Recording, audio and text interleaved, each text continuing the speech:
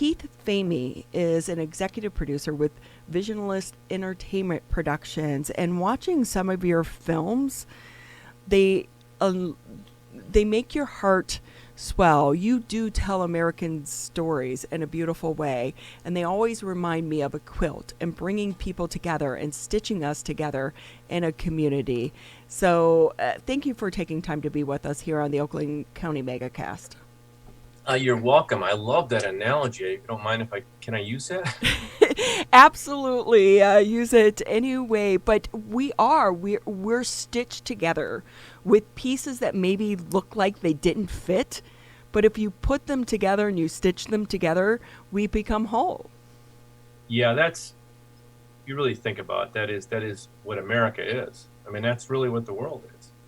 And through the stitching of all these different ethnic cultures and people lie stories that quite often, if we pay attention and listen to and delve into, can help navigate us through our own lives, from things that we learn from other people's lives. And yeah, that's what we do. I love it. I love the stories that we tell and the impact that we have on communities and people's lives. And nothing's more gratifying knowing that we help tell people stories. And that's our slogan. We tell America's stories. That is it. So I always say people are my passion.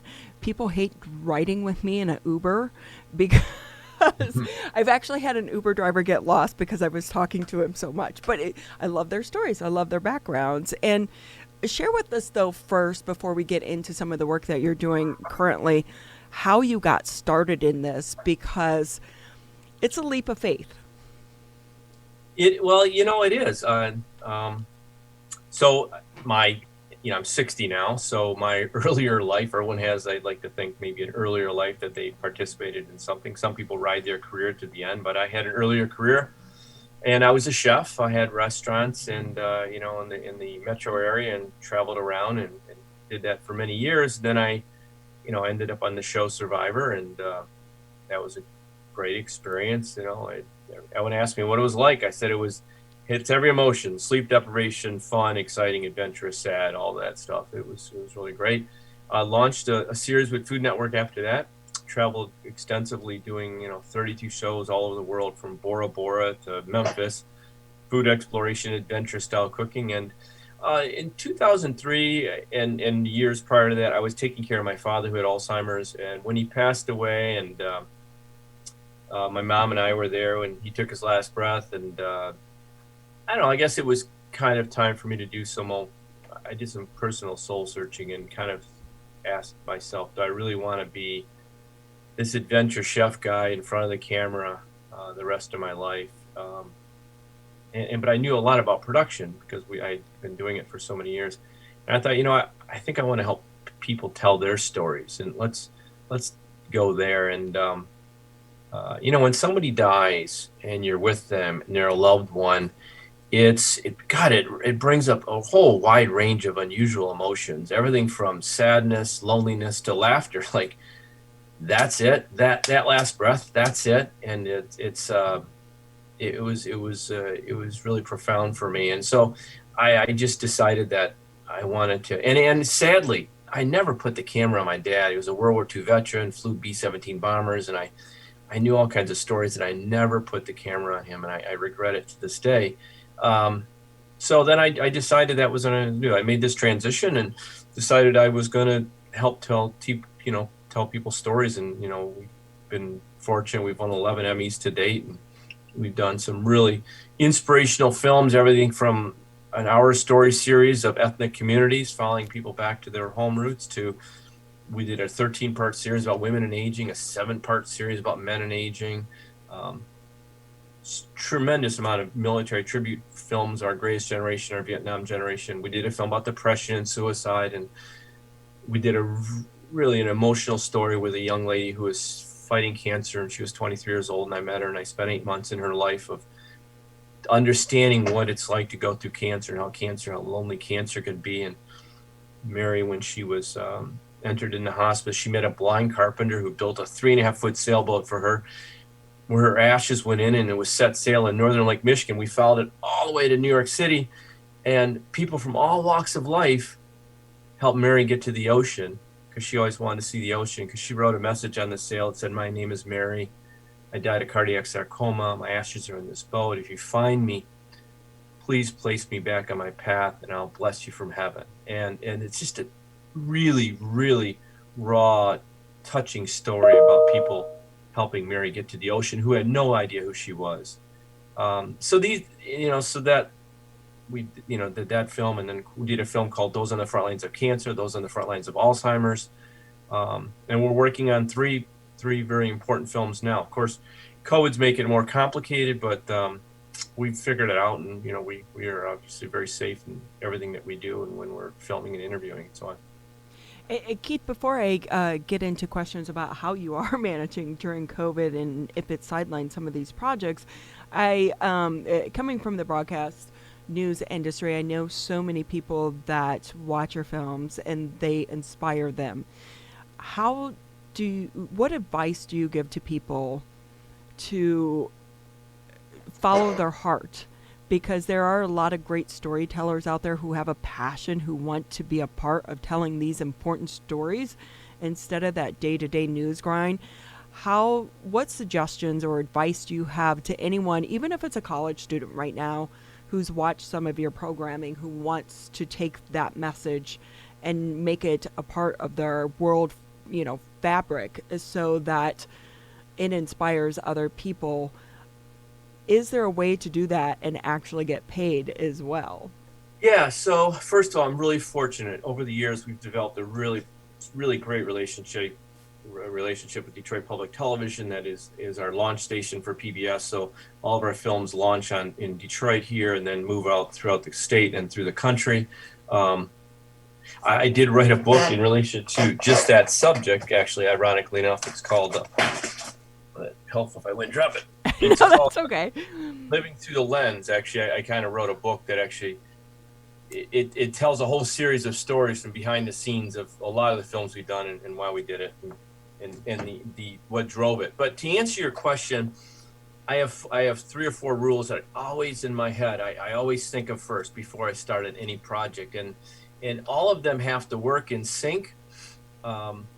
If they don't, then I know the film can't go forward. It doesn't matter how much I love it or care for it and stuff. And by the way, the love and caring for a story drives everything, and it can even mess up your decision-making process because you become so passionate about a story that it has to be told that you then put some of the other things aside, and it can become problematic. But you find a way to get it done. At least that's what we always do. So the rules are always for me is, who's going to care about it? Who's going to care about the film? Who's it going to help? Is it going to help anybody in any way or form? Where is it going to be seen? Is it online? Is it a film festival? Is it on television? Who's going to pay for it?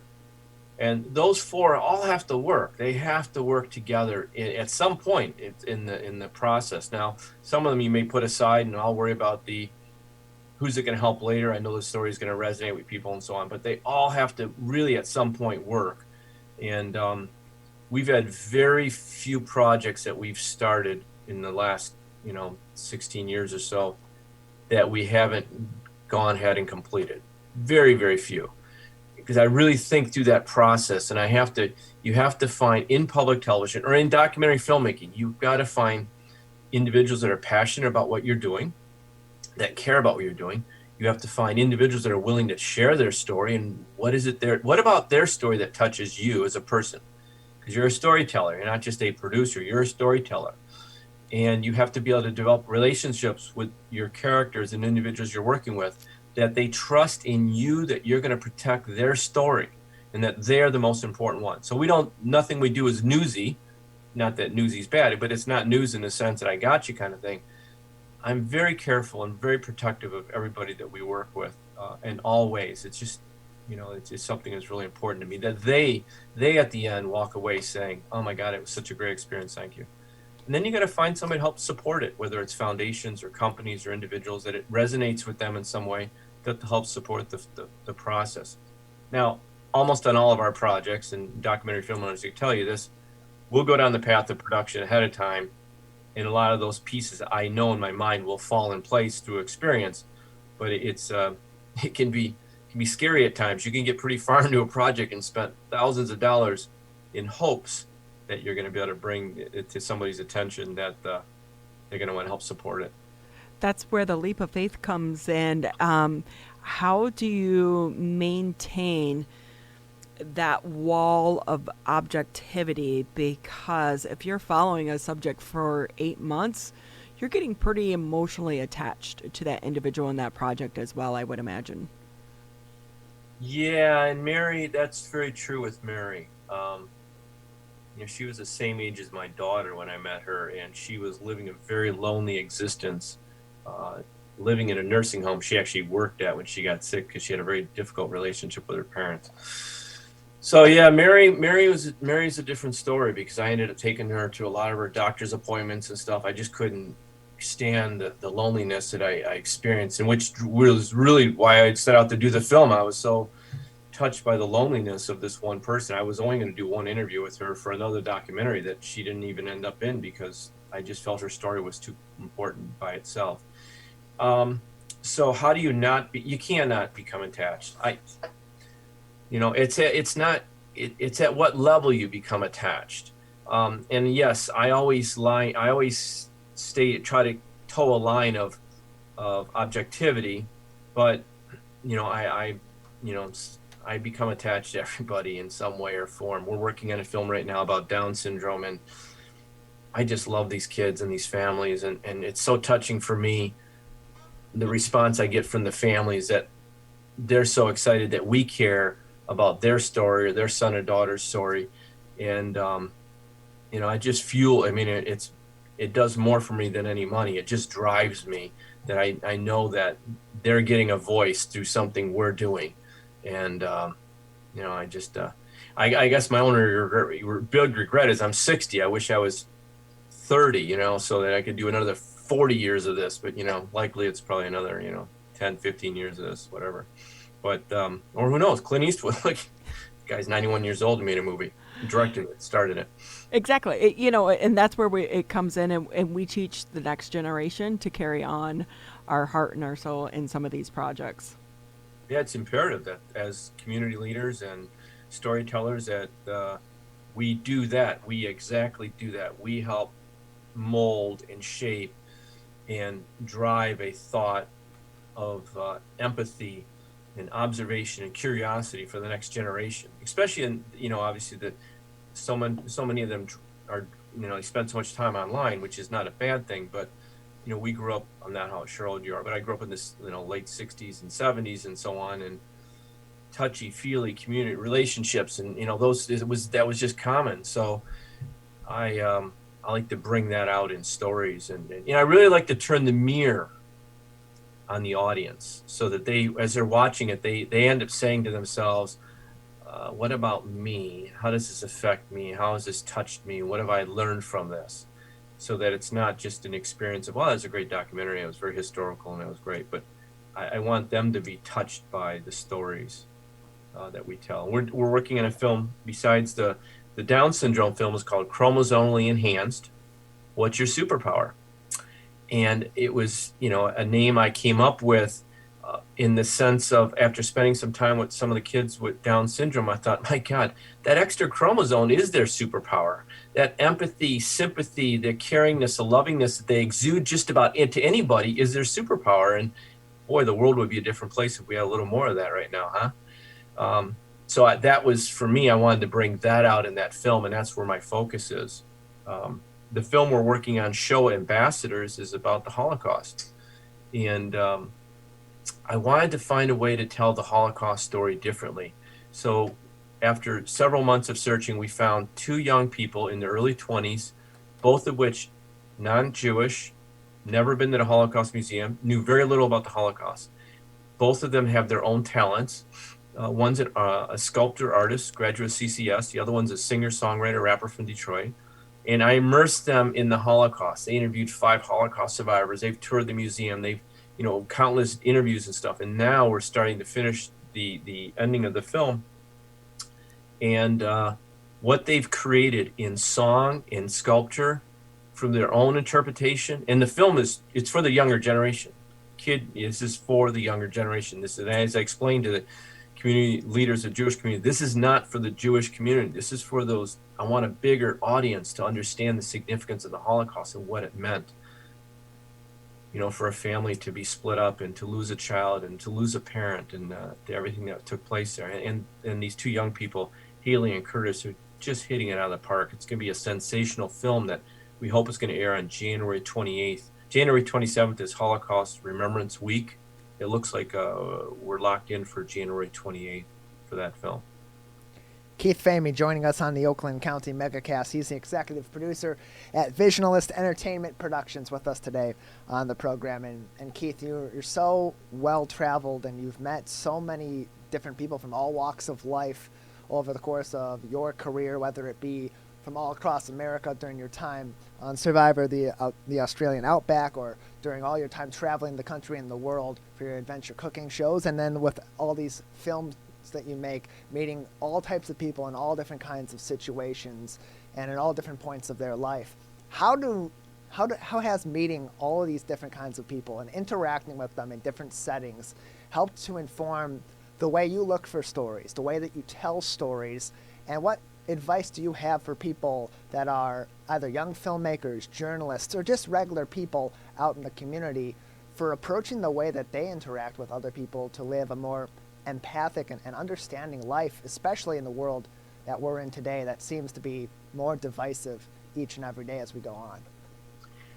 Yeah, it's a great question, and here's your answer. Keep your eyes and ears open, and the story is not about you. It's not all about you.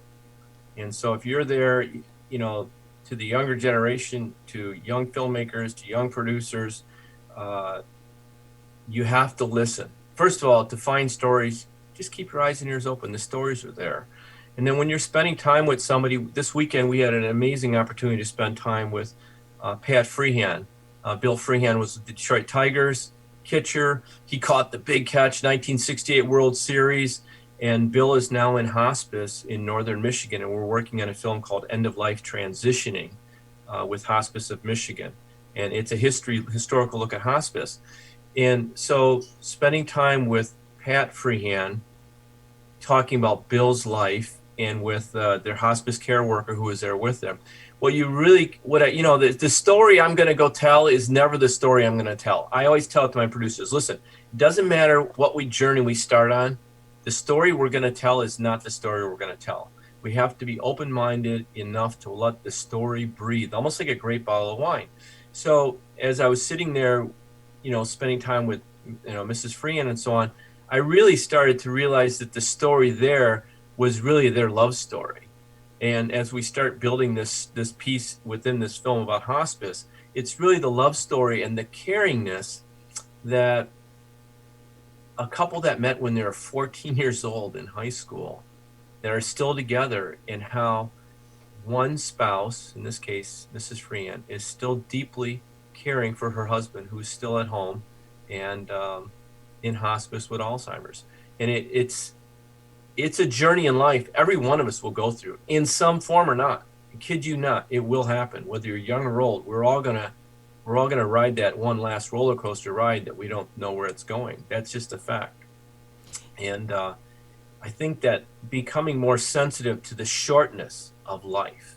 You know, when you hit 60, you think, oh my God. Then you realize oh my God, there's so much more time behind me than there's in front of me. And I think that how you live your life today, both physically and mentally, would determine how you age tomorrow. And it will also determine your relationships, your friendships, your loved ones, and what means most to you as you get older, as you navigate through life. And you know, I say it, all my people that work with me are, you know, for me are just young, and I always say to them, suck in this moment, breathe it deep, experience what we're feeling right now, because 10 years from now, you'll talk about this, but feel it now, because it goes away so quickly. These times go like this. And when you're 20, 30, it just doesn't feel like that. It feels like forever. But, you know, when you're older, it feels, you know, it happens so much quicker. Hope that helped. It definitely does, and so many wise words that you're sharing with us. Your movies are beautiful. For anyone that hasn't seen them, we invite you to go on the website and check them out. And with that, I wonder, how has this been for you and your team during COVID-19 and the pandemic? Because the style of films that you're making are about that connection. And COVID-19, while it's bringing people together in one way, it's also separating us in so many other ways. So how is that impacting how you're doing your job? And is it a barrier that kind of it makes it harder for you to reach your subject in a more heart-to-heart way? Well, this is an example of, this was when we were filming at the Holocaust Museum. I'm sitting with Edith, one of the Holocaust survivors. She was on the Kinder transport as a little girl. Obviously I'm wearing a mask. So when we film, everything we do, first of all, the crew obviously wears masks and things like that. I mean, it's ludicrous to think that you wouldn't. And when we go into settings, first of all, I know ahead of time when we're going into a setting what we can expect, and at the same time what the expectation is. So in filming with 5 Holocaust survivors, as an example, with an enormous crew, it was a 4-camera setup. It was a really complicated day.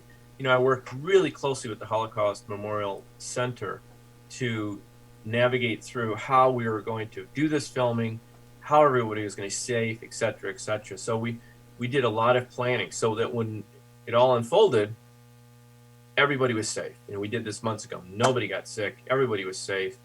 Everybody had a wonderful experience. So you have to do more homework. You have to be wise. You have to think. You got to think through every problem ahead of time. What if this and what if that?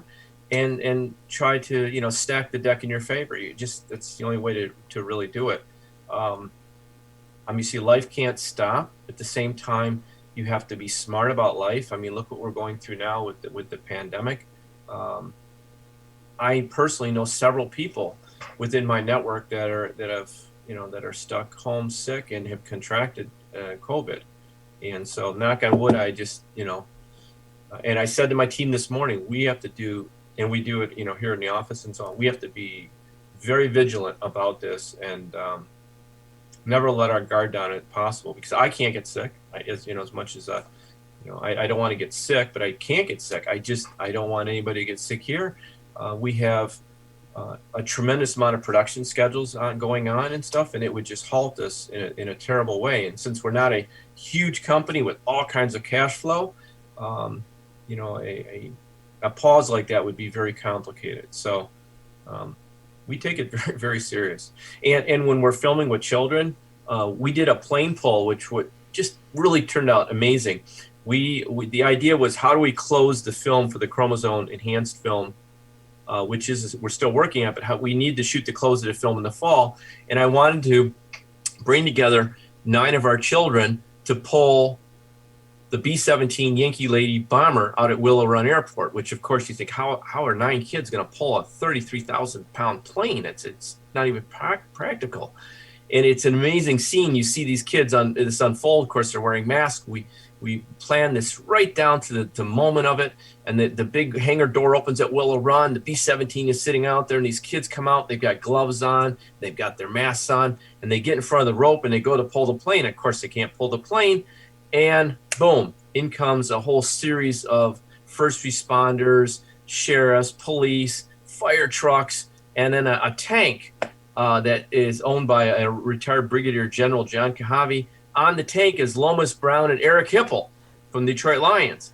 And now this whole brigade comes in, and they, with the kids, pull this plane. And it's going to be a beautiful closing to the film that we hope we're going to cut to the song Respect by Aretha Franklin. And it just tied in that whole superpower thing and how one as a community, we work together as one. We can all do so much.